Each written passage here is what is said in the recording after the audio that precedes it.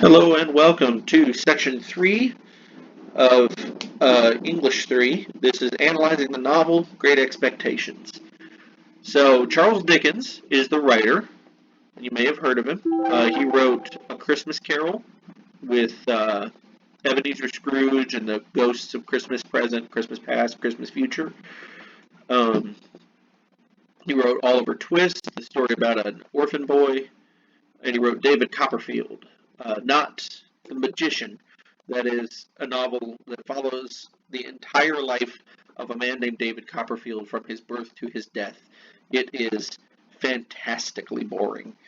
Um, we won't subject you to that one. We're going to subject you to one of his best novels, and the one he's best known for is Great Expectations. It's a story of a young boy named Pip who comes into a lot of money. He's born in a very low-class home, and he comes into a lot of money, and it kind of poisons him, turns him into kind of a bad person, and then he learns from his mistakes, and he becomes a better person by the end of the novel. So, let's see here. Many of Dickens' novels, including Great Expectations, were first published in magazine installments. So they have an episodic structure, meaning they come out in episodes. Things happen in little bites. And you can imagine it's sort of like the novel version of like binging an entire TV series on Netflix, where they leave off, and at the beginning of the next episode, they give you a little, hey, what happened last time? And you're like, I don't need to know what happened last time. I just watched it. An important word here is right here, Bildungsroman. Bildungsroman is a German word, and it means a coming-of-age story. So let's see, meaning a story about a psychosocial and moral growth of its main character from childhood to adulthood, which is definitely what we do. This story is told in first person. It's from the perspective of Pip, whose real name is Philip, right? Philip Pip Pirrip. The opening line is, my Christian name being Philip and my family name being Pirrip, my infant tongue could produce nothing more than the word Pip. So that is what everyone called me, and that is what I call myself. So Pip is his nickname. And he's born into a really low-class family in a small town called Kent in England. And it goes back and forth. The story goes back and forth between Kent and London.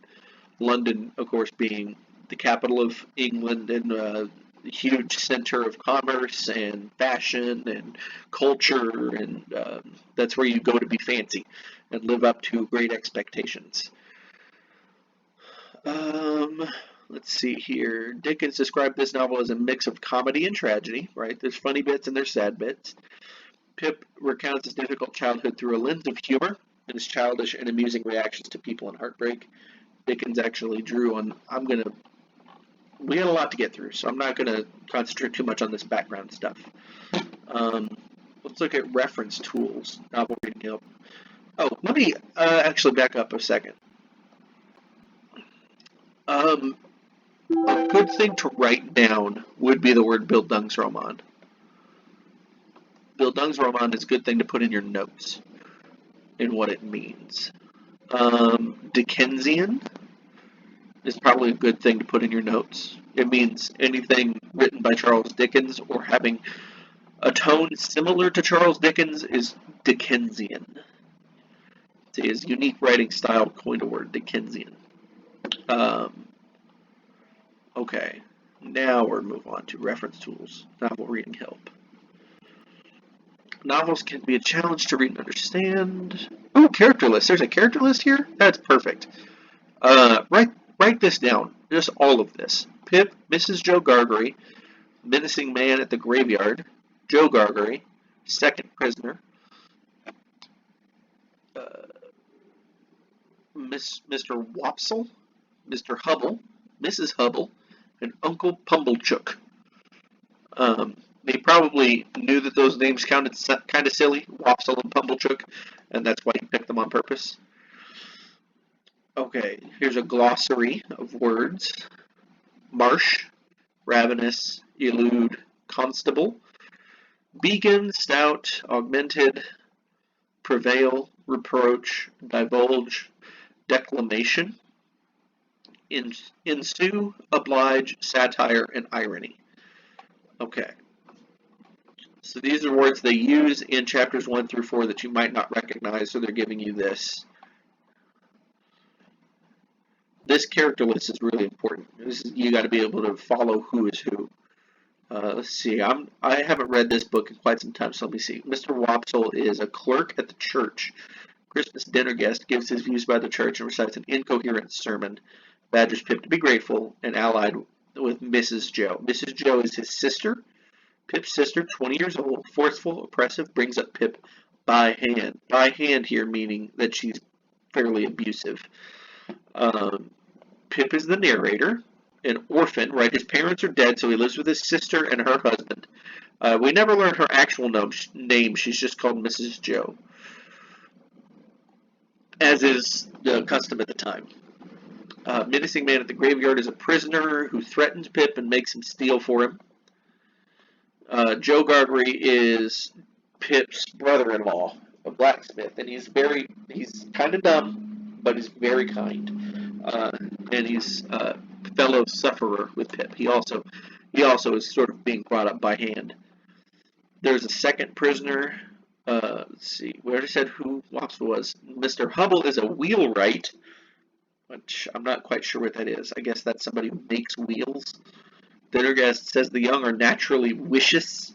That's vicious, but just with an accent. Also allied with Gargery. Badgers Pip at dinner. Mrs. Hubble is a dinner guest, allied with Mrs. Joe Gargery. Badgers Pip at dinner. So you can see how he's got a lot of adults badgering him. Uncle Pumblechook, Joe's uncle, a well-to-do corn chandler in the nearest town, drives his own chase cart, small horse carriage. Dinner guest brings sherry, treats Gargeries and Pip as lower-class citizens, also tells Pip to be grateful, drinks bad sherry, and throws up. Okay. Now let's start talking about the actual story. As the novel opens, Pip, the narrator, tells the story of his childhood. Pip is an orphan who lives with his sister, Mrs. Joe Gargery, and her husband, Joe Gargery, in an English marsh country. Pip is sitting in the churchyard visiting the graves of his parents and his siblings when a scary-looking escaped convict approaches. When the convict learns that Pip lives with his sister and her husband, the escaped demands food, which he calls whittles, and a file to saw off his chains, and he threatens Pip's life if he doesn't deliver. So, he's sitting there contemplating what his parents might have looked like because they died. He was so young when they died that he doesn't have any living memory of them. And this convict comes out of the marshes, and he says, who are you? What's your name? And he says his name's Pip. And he says, where do you live? And he points down at the village. And the convict says, tell me where? And he says, with the blacksmith. And he says, a blacksmith? Blacksmith would have a file to cut off my chains. Go get the file and get me some food, and then he makes up this second prisoner. He acts like there's a second prisoner who's willing to kill a young boy, because Pip is about 5 years old when this happens. And he says, go get me all this stuff, or my friend here will kill you. Pip is 5, so he believes that there's a second person who's willing to kill a 5-year-old. And so he goes back home and steals the stuff. Let's talk about the literary devices. Mainly, we're going to talk about anaphora, or anaphora. I think it's anaphora. And what it is the repetition of things. Like, if we read this little passage from the book, this is directly from the book. A fearful man, all in coarse gray, with a great iron on his leg. A man with no hat, and with broken shoes, and with an old rag tied round his head. A man who had been soaked in water, and smothered in mud, and lamed by stones, and cut by flints, and stung by nettles, and torn by briars, who limped, and shivered, and glared, and growled, and whose teeth chattered in his head as he seized me by the chin. Anaphora is repetition. Repetition of a word or phrase at the beginning of several parallel clauses. So that is this: no hat, with broken shoes and with an old rag. Smothered in mud, lamed by stones, and cut by flints, and stung by nettles. That kind of rhythmic repetition, that's anaphora. Write that down. Remember that. Okay. Power of metaphor. Uh, Dickens often used character names to send his readers a message. Suppose, without much thought, that he had chosen to call his protagonist Snake. We probably wouldn't trust him very much, but he called him Pip, which means seed. Right, the pip inside a peach. That's pit. Peach pit? Pip? No, it's the pips that come inside of. Anyway, pip means seed, which means we're going to watch him grow. Because, again, it's a Bildungsroman. Throughout the book, we watch Pip come of age. Like a seed, he starts out small and insignificant in status. I'll just read this. His 5 brothers, fellow seedlings, have died. Maybe the marshlands weren't nutritious enough, or maybe the boys didn't receive enough care. Our delicate seed, however, gets the necessary watering and nutrition from his sister, who raises him by hand, as well as nurturing from his Uncle Joe. Through the power of metaphor, we perceive Joe's not his uncle. Joe's his brother-in-law. Throughout the power of metaphor, we perceive Pip's seed-like growth without having to be told directly. Listen, you should think of Pip as a seed. Dickens' artistry is such that we perceive the information subconsciously and in the end more satisfyingly. With this established, we can sit back and watch Pip spread his roots, reach his tendrils toward the sky, and hopefully bear fruit. Okay, so that's chapter 1. He is being threatened to go and get. So chapter 2 opens with him going home. Joe and Mrs. Joe are introduced. We learn that Joe is physically strong, but gentle, and not particularly intelligent. He and Pip are close, bonded in survival from the rages and beatings of Joe's wife and Pip's sister, Mrs. Joe. She has brought Pip up by hand, a reference to the beatings and bullying he endures. Pip hides a piece of bread in his pants, worried that he won't find food to steal for the convict. Later, though, he sneaks into the pantry to steal the demanded pork pie and a bottle of brandy. Hearing gunshots, Joe explains that a prisoner has escaped. When Pip asks, well, how do you know the prisoner has escaped? He says that the shots are fired as warning from prison ships called hulks. So there are these big hulking ships out in the ocean, that they're not too far away from the ocean. And that's where they keep the prisoners. And if a prisoner happens to escape, they fire off the guns, the cannons on the ship. Pip heads with the food and the file to the marshes, terrified both of the convict's companion and of being caught and sent to prison for stealing food. So this is where we start to see the conflict between society's expectations and the needs of an individual. He's stealing the food and he's saying society would say stealing is wrong and I could go to jail for this. I could go to jail for stealing from my family. But if I don't, I'll die. So I have to balance the risk to my life against the risk of breaking the rules. And he finds that life is more important than rules. That's a theme that will go on throughout the book. Dickens continues sense of uncertainty. This deceit leads to guilt, which tortures Pip. The guilty knowledge that I was going to rob Mrs. Joe, united to the necessity of always keeping one hand on my bread and butter, almost drove me out of my mind. So he's sitting there filled with guilt. Oh my God, she's going to find out. I feel so bad. But he's also got one hand on this food because he's got the food hiding inside his pants. Like, he doesn't have pockets, so he just dropped it down into his pants. And he's holding it so it doesn't fall out. So he's got one hand on the thing he's stealing while Mrs. Joe is ranting and raving. And he's feeling just overburdened with guilt.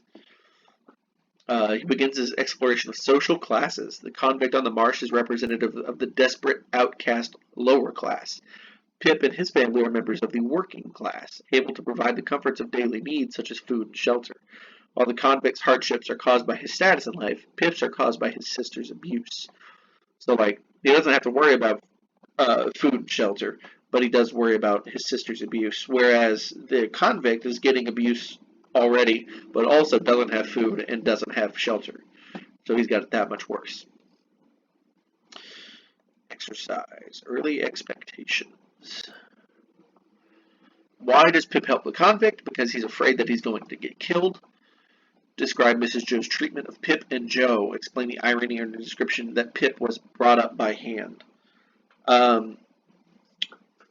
When you usually say to, when you usually say to do something by hand, it means you're doing it with care, with purposefulness, not necessarily with gentleness, but with care. So when she says she brings him up by hand, she really means she's beating him into submission. And that's not the most effective way to raise a child, despite what you may have heard. It just teaches us to live in fear. So the irony is that she is using a phrase that kind of means gentleness to describe violence. Okay, so we move on. Now, Pip sets out on Christmas morning towards the graveyard. Oh, it's Christmas morning? I didn't catch that. Christmas morning towards the graveyard with the convict's requested food and file. He crosses paths with another convict who tries to strike him. Pip assumes that this second convict to be the first convict's companion. Remember I said that the guy he met in the marshes says, "Oh, I've got this second friend hiding in the bushes who's willing to kill a young kid." Pip assumes that this is that guy. It's not. That guy was totally made up. But, he assumes. Pip finds his convict and gives him the food and brandy. He wonders if the convict will leave the companion any food.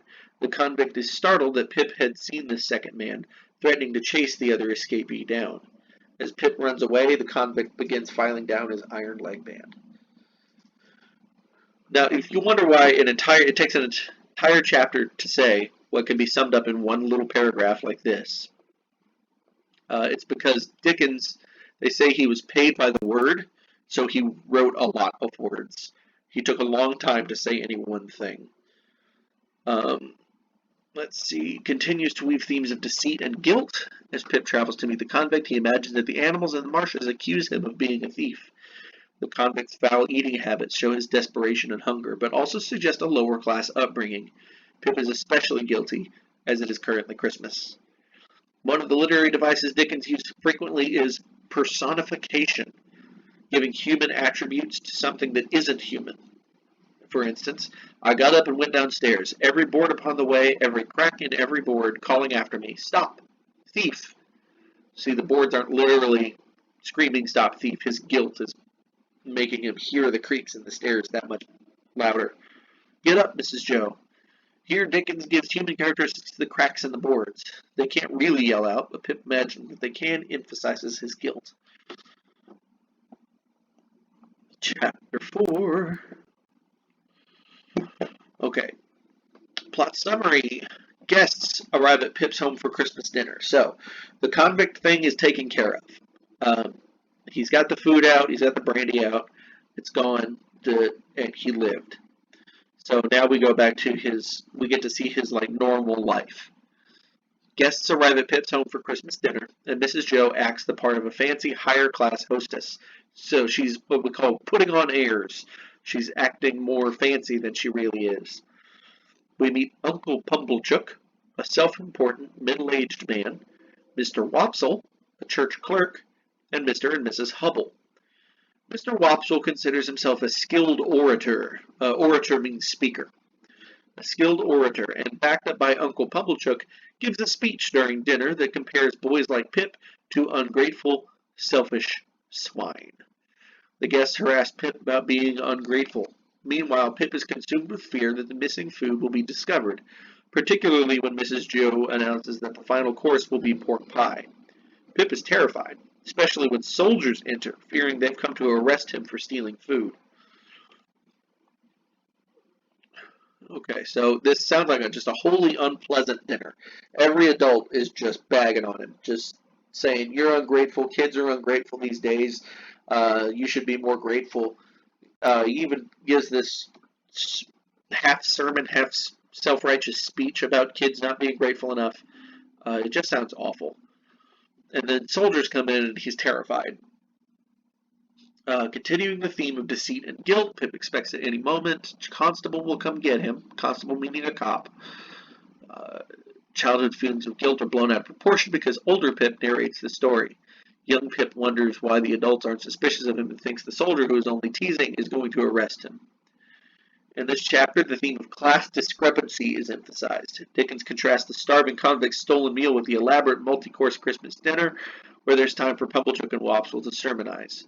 Further, Uncle Pumblechook views himself as superior to Joe and Mrs. Joe, condescending to them in a pitying manner. Another technique Dickens uses is naming his characters in a way that reveals their personality. Uncle Pumblechook offers a good example. The man is pompous, reflecting the silly cadence of his name. He also chokes on the brandy Pip replaced with water. Pip doesn't like him very much. He'd like to pummel, a variation of pummel, him because he treats Pip with disdain. If you're in your upcoming reading, watch for scenes and interactions that support Dickens's other name choices. Reflect and respond. Think about the time when you identified Pip while personally experiencing any one of the following. Getting browbeaten by an authority figure, being dishonest. We don't need to do that. Exercise, Christmas dinner. What effect does taking pork pie from Mrs. Joe have on Pip? He's riddled with guilt. Mr. Wopsle invokes a story from the Bible as he talks about Christmas dinner. Swine were the companion of the prodigal. What message is Mr. Wopsle sending about children? The prodigal son left the father and spent all his money, and swine were his companions. So children lack wisdom, and which is not a bad lesson, but if you're using it just to be mean to kids, that's kind of messed up. Let's look at some flashcards. The marsh is like a swampy area. It's wet all the time, low-lying wetland with grassy vegetation. Ravenous, ravenously hungry, very hungry.